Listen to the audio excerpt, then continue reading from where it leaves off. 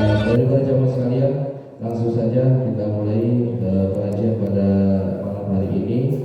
Akan dibimbing oleh Guru Tamu Sampurna Baginda untuk itu waktu dan tempat kami persilahkan.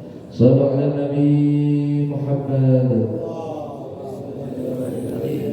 Assalamualaikum warahmatullahi wabarakatuh.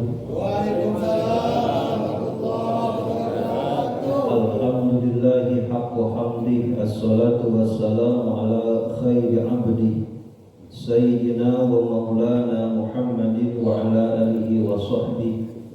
Ashhadu an la ilaha illallah bi zinati arshi wa ashhadu anna sayyidana wa maulana Muhammadan abduhu wa rasuluhul marsulu bi mu'jizatihi.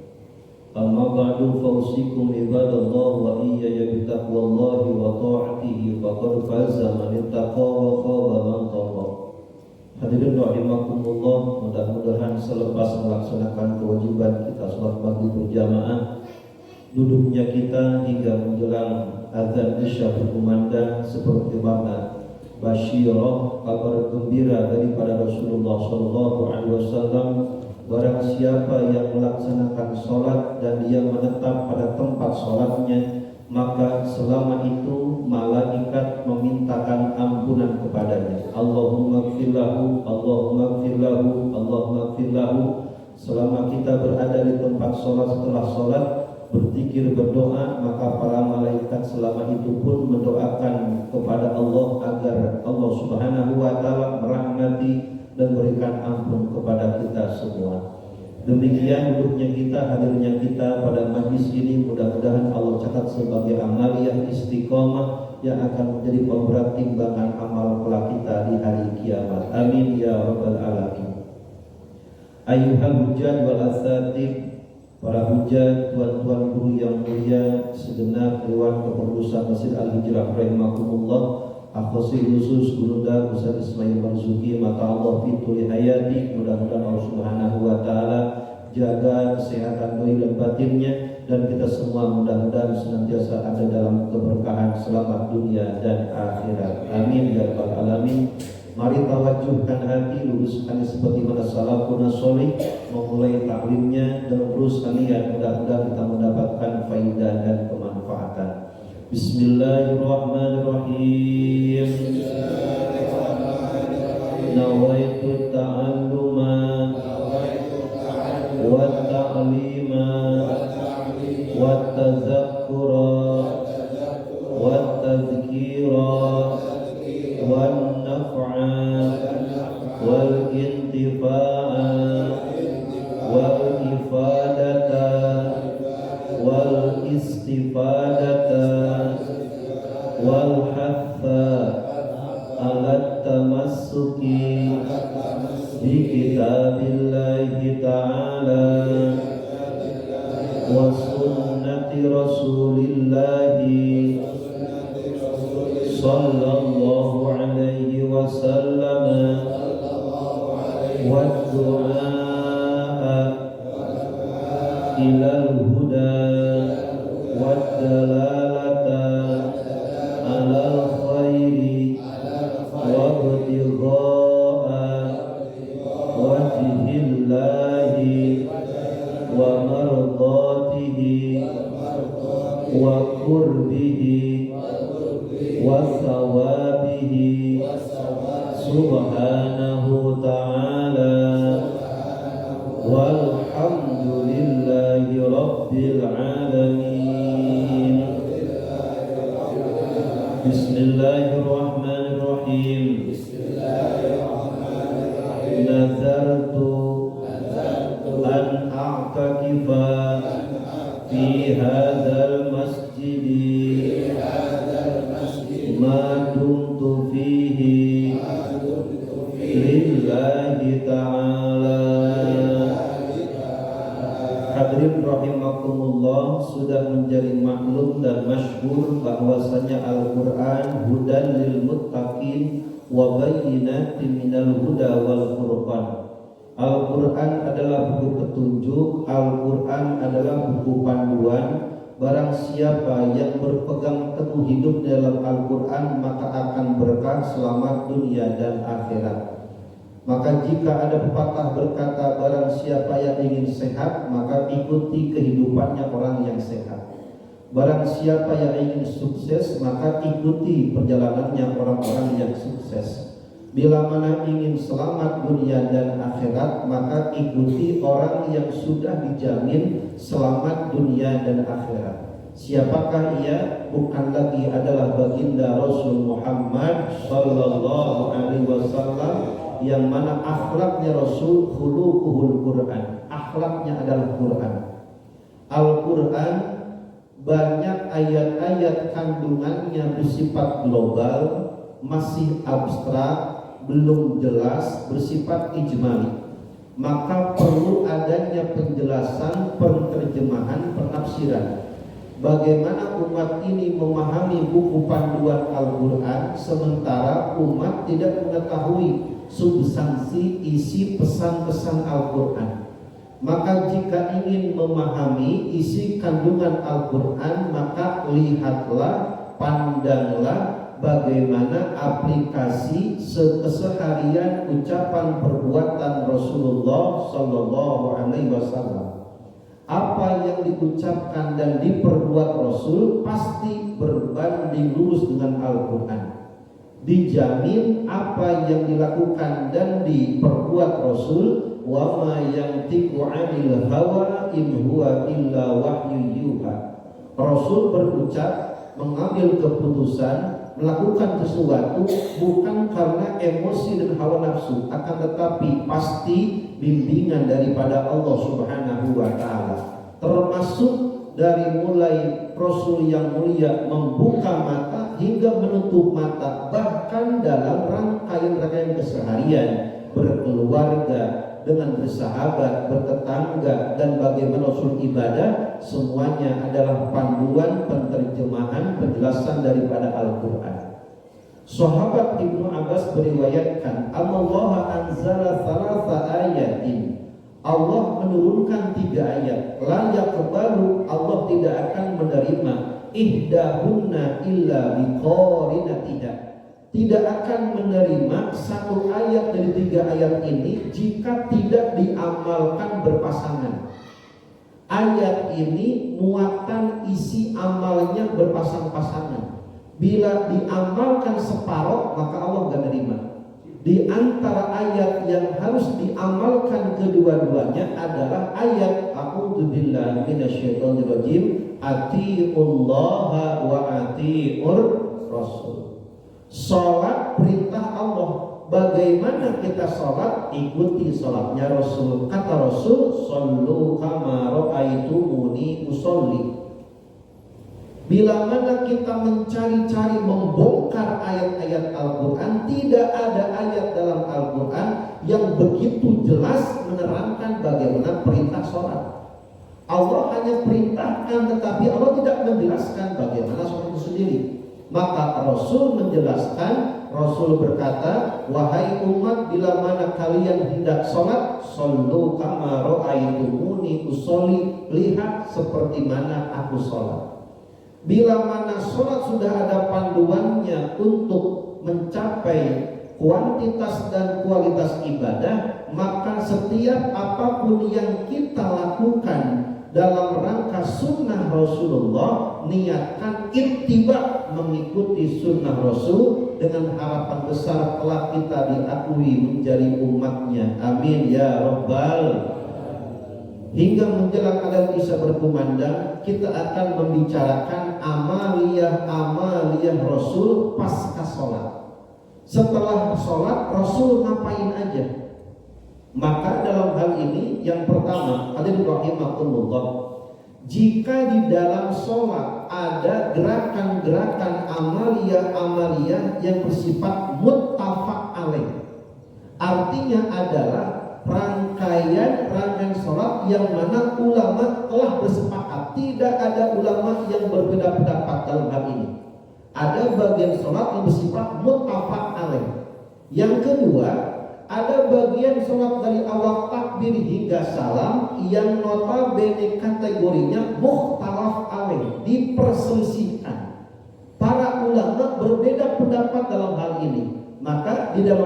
sholat ada bagian yang muttafaq alaih, ada yang disepakati, sehingga siapapun yang sholat nggak boleh beda dalam hal ini. Dan ada bagian sholat yang mukhtalaf alaih, bagian sholat yang mana para ulama pun masih berselisih pendapat dalam hal ini. Contoh umpamanya, bila mana kita mau sujud, pertanyaannya yang turun tangan dulu, kaki lutut dulu. Mau sujud nih. Dari i'tidal Allahu Akbar, pertanyaannya yang turun tangan dulu apa lutut dulu Pak kira-kira? Lutut dulu atau tangan dulu? Ada yang lutut dulu, ada yang tangan dulu. Yang menggunakan turun sujud lutut dulu ala madhab Syafi'i, tata cara madhab Syafi'i. Bila mana turunnya pakai tangan, madhab Maliki.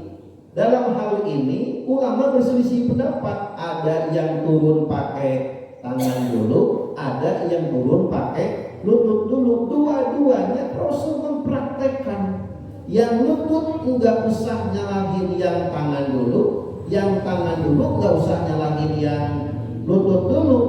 Zaman sekarang dikit-dikit enggak ada dari sononya, dikit-dikit nggak ada aturannya, dikit-dikit nggak ada contohnya. Yang menjadi permasalahan bukan sekedar perbedaan, tetapi akan menyeret kepada nafiyus sunnah, anti sunnah. Berbeda boleh, cukup hanya sekedar berbeda saja, jangan diperuncing kemana-mana. Disebutlah bid'ah, disebutlah takfiri, disebutlah nggak ada contohnya. Rasul nggak ngajarin, awas. Rasul padahal melaksanakan, Rasul padahal mengajarkan. Kita sebutin Rasul nggak pernah ngamalin, padahal Rasul ngamalin. Rasul nggak pernah ngajarin, padahal Rasul ngajarin. Bila mana ada orang berkata Rasul nggak pernah ngamalin, Rasul nggak pernah ngajarin, padahal Rasul mengamalkan, Rasul mengajarkan, maka dia telah mendustakan agama, bukan sekedar perbedaan pendapat saja. Maka kalau beda, cukup beda, nggak usah bid'ah, nggak ada disononya. Padahal Rasul mengamalkan, Rasul mencontohkan, maka kedunguan seperti ini menyeret umat atas nafiyus sunnah, anti sunnah. Bagaimana Rasul akan mengakui dia sebagai umat, dianya saja umatnya mendustakan Rasulnya. Na'udzubillah summa. Jadi sekarang bid'ah, perbid'ahan bukan sekedar bid'ah, tetapi nabi sunnah, anti sunnah, enggak ngakuin adanya sunnah. Padahal Rasul mempraktekkan, Rasul mengajarkan. Maka titik tolaknya adalah jika berbeda, jika berselisih, cukup sampai beda berselisih saja, gak usah kemana-mana. Jika dalam sholat saja ada perselisihan perbedaan, apalagi di luar sholat. Maka bagaimana para ulama merekam jejak langkah amaliyah Rasul setelah sholat? Maka para ulama seperti yang kita ketahui, al ulama warasatul anbiya. Ulama itu para pewaris Nabi. Maka ulama mewarisi sifat-sifat Nabi. Nabi Rasul sifatnya tabligh, amanah, sidik, patonah. Ulama pun demikian, disampaikan hal-hal yang sekiranya ini perlu, penting dalam agama, disampaikan kepada umat, termasuk bagaimana informasi rekam jejak amaliyah Rasul setelah sholat. Maka para ulama berkata, wa'lam, ketahuilah, annahu yundabu adzikru wa doa akibat sholat. Dianjurkan dan sunnah hukumnya berdoa dan berzikir setelah sholat. Hukumnya sunnah. Pak Ustaz, kalau sudah sholat langsung pulang boleh? Boleh, nggak dosa. Pak Ustaz, kalau udah sholat nggak zikir, nggak ngapa-ngapa, nggak ngapa-ngapa, tapi kenapa nggak zikir? Paham Pak? Nggak sholat. Ada yang nanya, Pak Ustaz, kalau setelah sholat enggak dikir, enggak doa, enggak ngapa-ngapa, tapi kenapa enggak dikir, kenapa enggak berdoa? Kenapa orang yang enggak doa, enggak dikir setelah sholat sombong? Belum tentu sholat kita pun diterima Pak.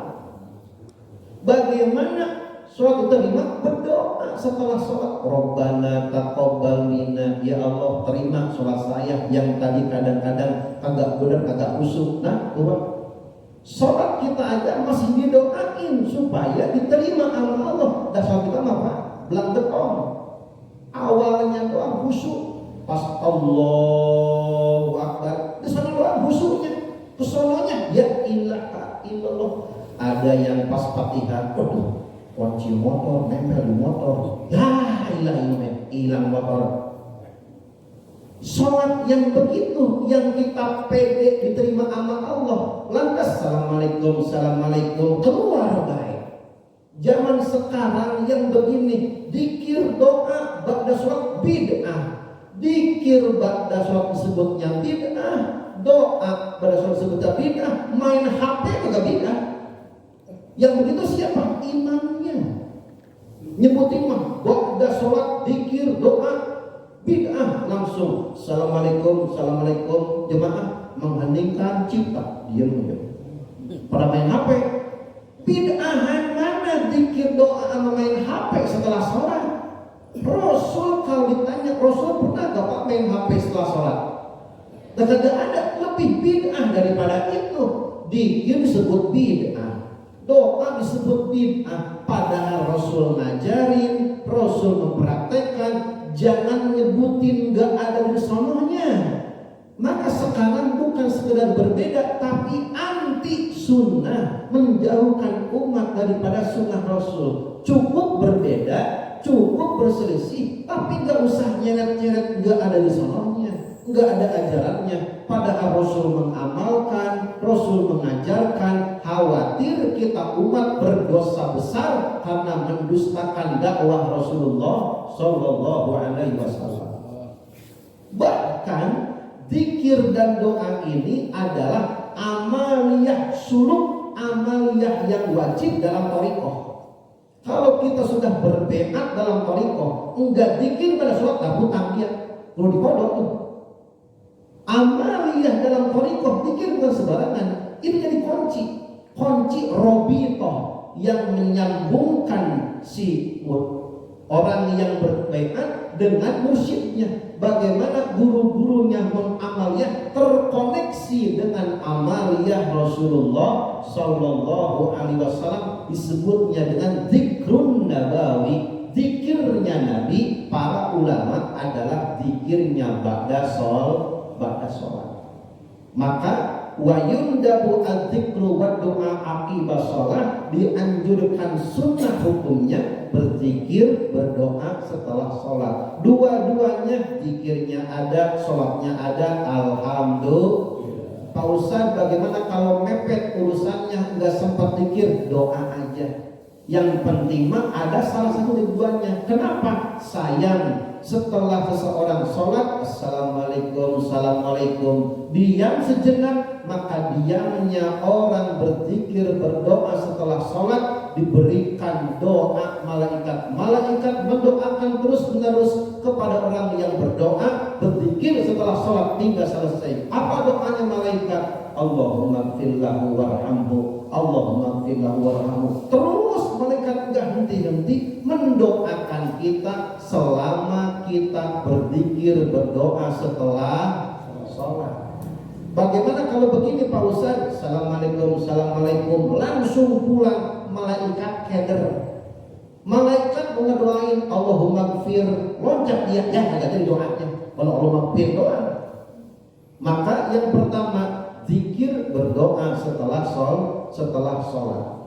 Bagaimana tata caranya zikir dan doa setelah sholat? Inilah daripada panduan para ulama. Wa yasirru bihil munfaridu wal ma'mumu. Makmum yang berzikir, orang yang sholat sendirian berzikir, maka zikir doanya sir, pelan-pelan saja, cukup kedengaran sendiri.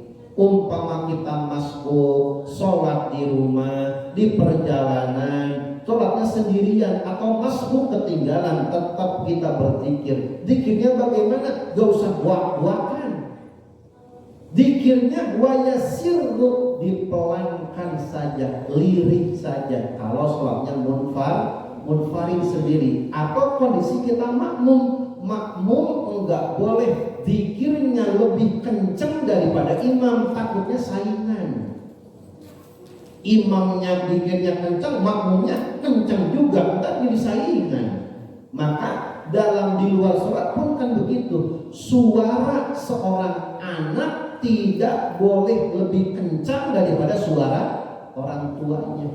Orang tua ngomong, anak nyautin, nyautnya anak nggak boleh kenceng lebih daripada ucapan bapaknya. Tong sini, iya, kalau begitu. Tong sini, iya, nggak boleh, saya. Maka nggak boleh. Bila mana kita seorang anak nyaut menjawab panggilan orang tua, jawaban kita lebih tinggi frekuensi suaranya daripada orang tua. Begitupun keadaan kita jadi makmum dimanapun kita sholat, bila mana berzikir, maka zikirnya seorang makmum tidak boleh lebih keras daripada zikirnya imam. Selanjutnya, illal imam al-murida, kecuali imam yang berencana ta'limal hadirin, mengajarkan jemaah yang lain. Salafun sholih, para sahabat Rasul yang mulia, setelah assalamualaikum, assalamualaikum, zikirnya dikencangkan, suaranya dikencangkan. Zikirnya Nabi jadi imam. Ngapain Nabi dikencangkan suaranya?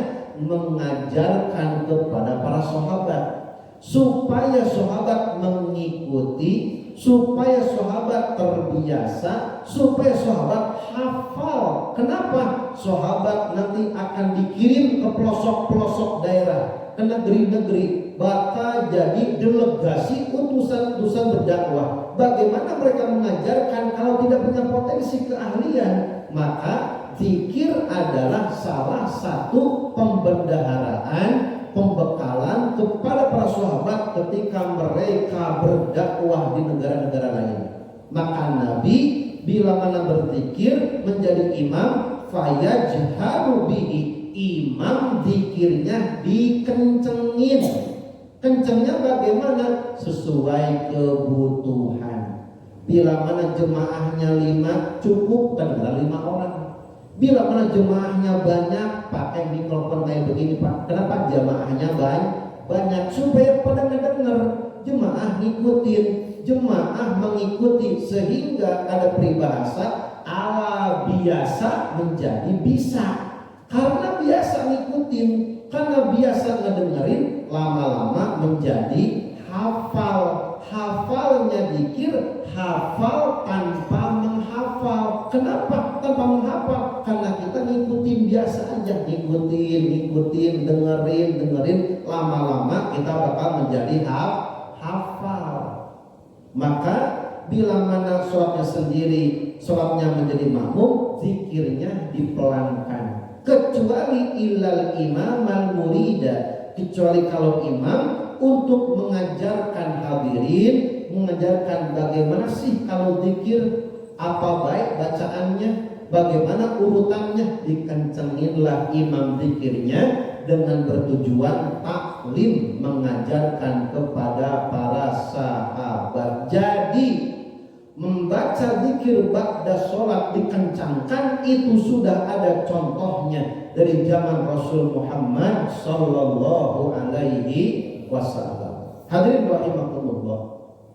Selanjutnya, bagaimana teknis seorang imam memimpin zikir dan doa? Sampai segitunya para ulama mendetailkan bagaimana tata caranya imam memulai dan memimpin zikir dalam sholat. Wa yuqbilul imamu 'alal makmumin. Imam yang memimpin zikir dan doa hendaknya menghadap ke makmum, bija'li yasarihi ilal mihrab, dengan menjadikan bahu kiri mengarah ke kiblat, bahu kanan mengarah ke makmum. Bahasa orang tua ngadepnya ngadep ngaler, muternya muter 90 derajat. Sudah paham Pak? Kan sholat ngadep sana nih, ngadep sana, muter 90 derajat. Jadi ngadep ke mimbar, kalau di sini mau mimbar ngadepnya.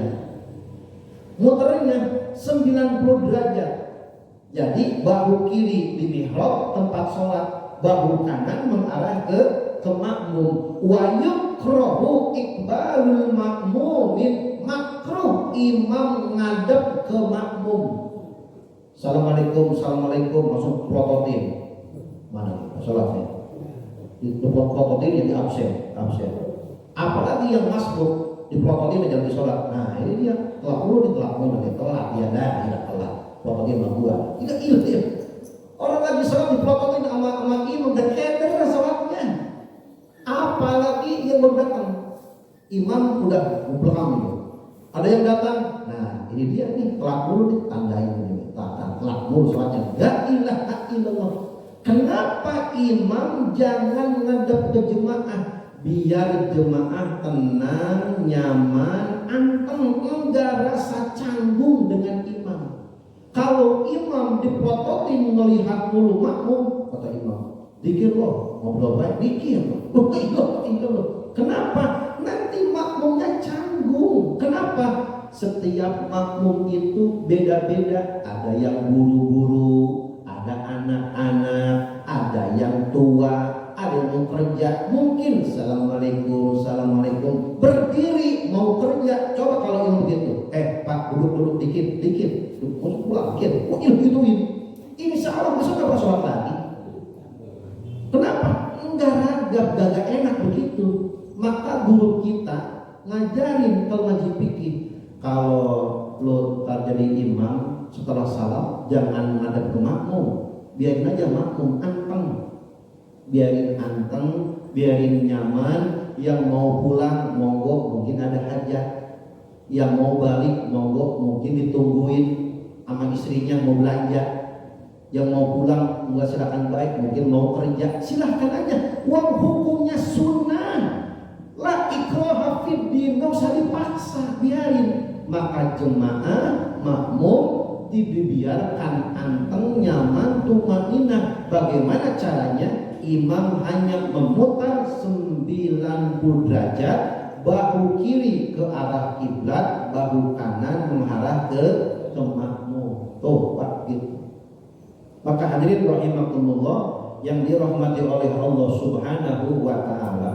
Maka dengan hal itu menjaga adab dan tata krama makmum itu sendiri. Setelah balik badan separuh, wayam kusul makmumu hatta yaqumal imam, hendaklah makmum menetap anteng diam hingga imamnya berdiri.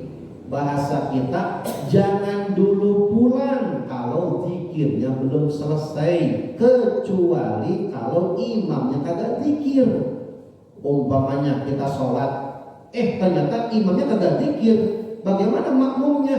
Zikir sendiri, gak usah ngikutin imamnya kagak zikir. Maka di sini wayundabu adzikru wa doa, bila mana imamnya zikir, makmum ikut zikir. Bila mana imamnya enggak zikir, maka makmum boleh zikir sendiri, doa sendiri. Maka hadirin rahimakumullah yang dirahmati oleh Allah Subhanahu wa taala, kenapa tidak diperkenankan makmum berdiri, makmum pergi sebelum zikir imam selesai? Khawatir menimbulkan fitnah. Bagaimana menimbulkan fitnahnya? Lagi zikir enak-enak, tengah-tengah jalan ada yang pulang. Perasaan imam bagaimana? Kata imam, salah saya apa ya? Kok dia pulang nggak sampai selesai? Tuh, Pak. Zikir udah dimulai, ada yang pulang, orang-orang pada nilai, kenapa dia pulang ya? Lagi selek sama imam kali ya? Pulang dia, tuh, Pak. Kemana-mana penafsirannya. Maka kalau udah zikir dari awal, assalamualaikum, pulang. Kalau zikir sampai selesai. Kalau pulang dari awal, nggak usah ikut zikir, karena adabnya bila mana udah zikir bareng sama imam, tidak boleh seorang salik dalam bai'at dia keluar dalam thariqah kalau tanpa izin mursyidnya. Enggak boleh seorang makmum berdiri, enggak etis, enggak adab, enggak sopan kalau zikir doa imam belum selesai. Maka zikir itu adalah zikrun nabawi, beat seorang imam dengan makmum jadi setia dari awal hingga akhir, tutup sampai doa. Maka bagusnya begitu. Maka bila mana imamnya berzikir supaya makmumnya beretika, makmumnya beradab, disinilah kunci kearifan bijaksana seorang imam. Jangan nyalahin makmumnya pulang duluan kalau imamnya nggak arif bijaksana. Maka zikirnya jangan zikir infirodi, zikirnya zikir jama'i yang bisa diikuti oleh orang-orang banyak. Ini mah zikir panjang banget. Doa sudah dibaca, doa makan dibaca, doa bangun tidur dibaca, doa naik kendaraan dibaca. Kata jemaah, Buset nih mah apa dibaca ya? Sekalian dibaca supaya tanahnya gol, jual, dibaca semuanya. Insya Allah kalau makmumnya besok ini mah bukan ngedoain hajatnya imam, ini mah ya ilah. Maka di sini kuncinya imam harus arif bijaksana supaya makmum bisa tuntas mengikuti zikir dan doanya. Hadirin rahimakumullah, yang dirahmati oleh Allah Subhanahu wa taala. Wa yundabu fi kulli du'ain, dan disunahkan adab dalam berdoa raf'ul yadaini, mengangkat kedua tangan. Pak sunnah. Ada yang nanya, Pak Ustaz, kalau berdoa enggak angkat tangan, enggak ngapa-ngapa, enggak ngapa-ngapa, enggak berdosa, cuman kenapa doa enggak ngangkat tangan? Kan di situ perlu apa kagak? Orang tua kita zaman dulu ngaji kitab kagak, Pak. Ngajinya apa? Ngaji jiping tapi dipakai. Apa kata orang tua dulu? Tom, kalau mau hidup lu berkah, kalau mau hidup lu diangkat derajat, angkat tangan kalau doa. Orang tua dulu tuh ajarannya. Ngaji kitab kagak, ngedengerin doang, tapi dipakai amaliyahnya. Bagaimana orang tua dulu ngajarin, angkat tangan kalau lagi doa supaya diangkat derajat. Ini mah ada berdoa ngampleng, tangan di bawah, kayaknya berat angkat tangan. Ujung-ujungnya stroke juga tangannya, ngampleng juga. Yang kagak mau angkat tangan dulu. Maka ngangkat tangan bagaimana hukumnya? Enggak apa-apa. Ada totok kromo, bagaimana kita menunjukkan seberapa butuh kita kepada Allah. Maka bagaimana para habaib, kita lihat tata cara berdoanya guru sekumpul Martapura. Waduh, para ulama doa, masya Allah. Bukan cuma diangkat, tangan dirapatkan. Lihat para habaib. Bukan cuma diangkat, tangan dirapatkan. Kenapa dirapatkan? Ini ajaran, Pak. Ini kinayah. Kalau dirapatkan, kita lagi minta. Kalau tangan dirapatkan, ketika dikasih nggak bakal jatuh. Makanya tangannya dirapetin. Kita minta nih ke orang tua, kita rapetin tangannya. Dikasih apapun nggak bakal jatuh. Maka kenapa tangan dirapatkan ketika berdoa? Ini simbol tadzallul wal khudu'. Betul-betul kita butuh atas apapun yang dikasih sama Allah. Ketika dikasih, karena tangannya rapat, nggak bakal jatuh. Coba kalau tangannya dibuka, umumnya begini sampai histeris. Kata Allah tadi minta, pas dikasih jatuh, kagak dipungut, ya hilang. Maka Rasul sampai ketika berdoa, yadharu bayadu ibtaihi, kelihatan ketiak putihnya, sampai diangkat Rasul saja yang sudah dijamin doanya, sampai segitu doanya. Zaman sekarang ngangkat tangan dari doa bid'ah, wa ilaha illallah, bid'ah katanya. Maka bagaimana urusannya ngangkat tangan pada saat berdoa? Dianjurkan, tata krama, adab sopan santun. Kalau kok tidak diangkat tangan pun gak ngapa-ngapa, cuman kenapa gak ngangkat tangan? Maka Allah akan memberikan apa yang kita panjatkan sejauh mana kita memohon kepadanya. Doa itu caper, Pak, cari perhatian, lagi acting. Kata Rasul, kalau bisa lagi doa sambil nangis, kalau bisa tuh mantap banget. Kalau enggak nangis, pura-pura nangis. Kalau pura-pura kagak bisa, sebelum doa gisik mata kita, pakai bawang merah, gisik dulu. Belum doa, gisik dulu. Pas berdoa, ternyata nangisnya bukan karena sedih, kebanyakan menggosok bawang merah.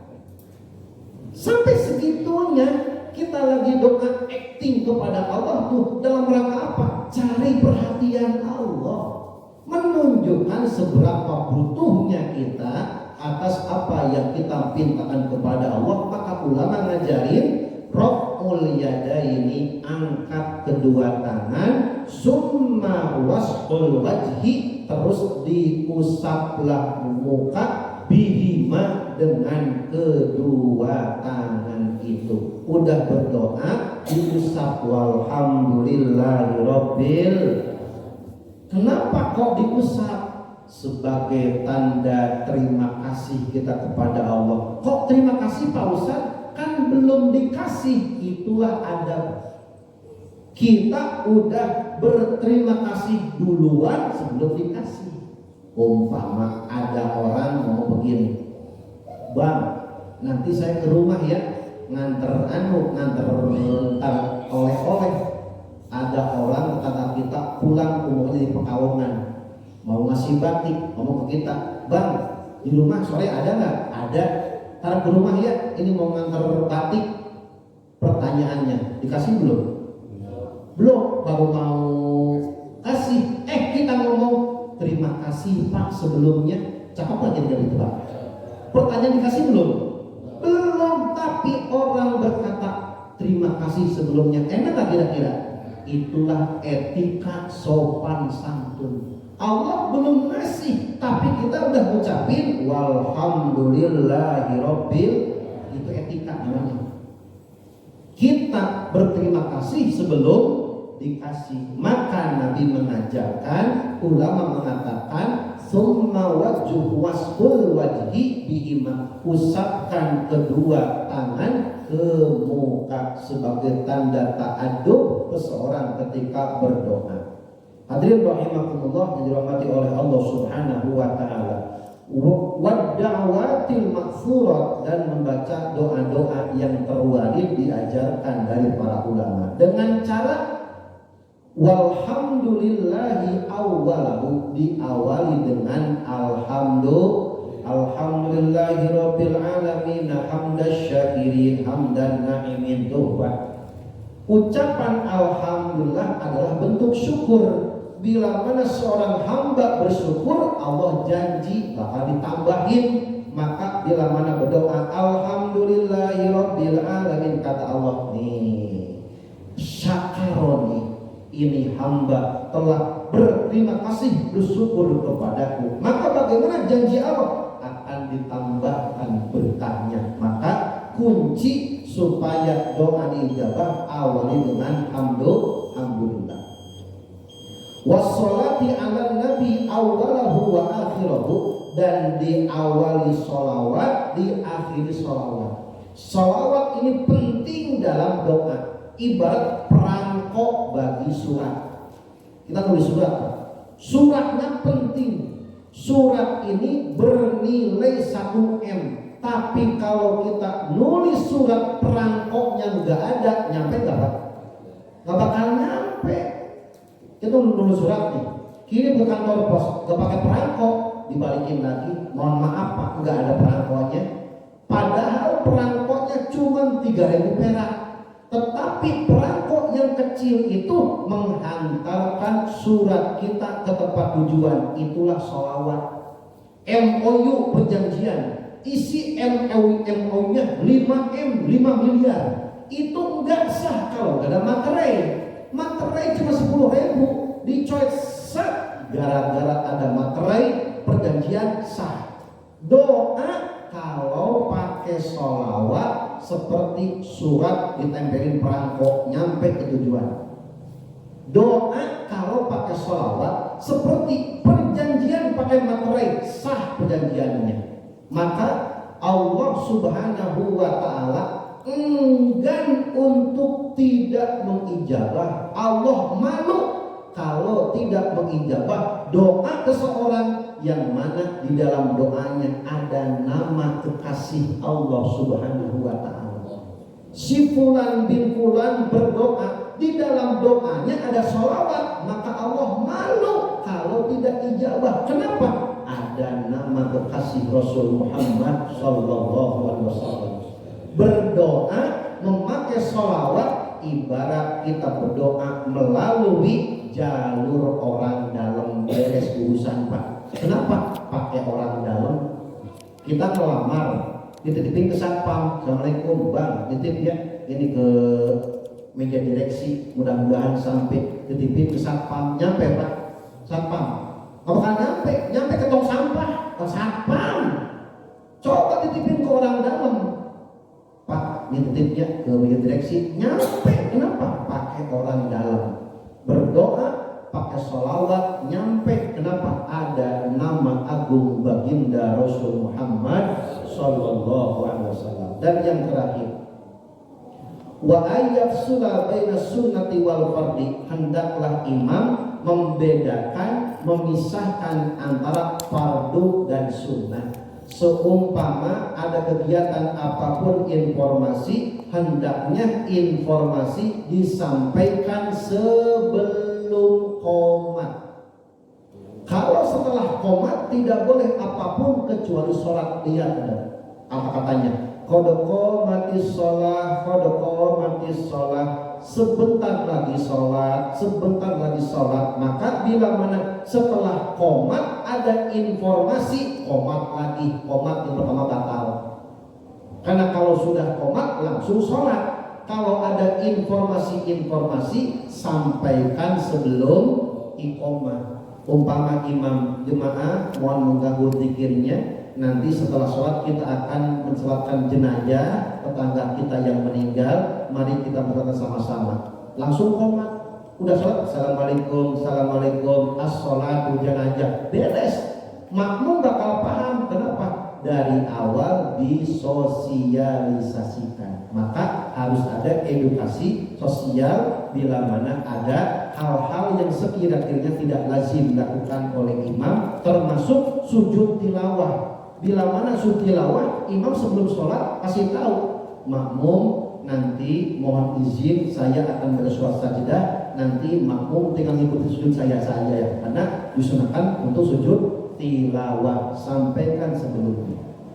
Dan yang terakhir, wan naflu la tusallu fihi jamaah fi baitihi afdalu. Salat sunnah yang tidak dianjurkan berjamaah fi baitihi afdalu, lebih utama di rumah. Nabi kalau assalamualaikum zikir doa langsung pulang. Kenapa? Nabi rumahnya nempel dengan masjid, jadi bakdiahnya Nabi di itu Nabi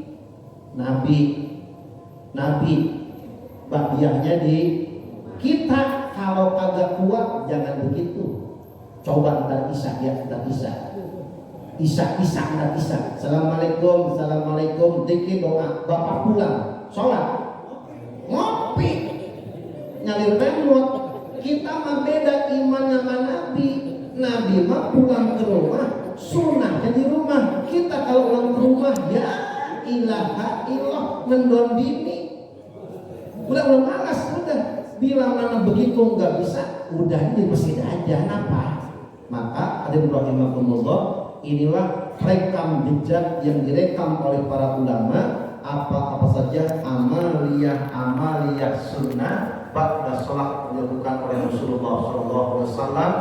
niatkan apapun kita lakukan sejak ittiba kepada baginda Rasulullah, mudah-mudahan kita kelak hari kiamat diakui menjadi umatnya dan mendapat syafaat untuk umatnya. Kita akhiri hamdalah sama-sama. Alhamdulillahirabbil alamin. Rabbana atina fid dunya hasanah wa fil akhirati hasanah wa qina adzabannar. Subhanakallahumma wa bihamdika asyhadu an la ilaha illa anta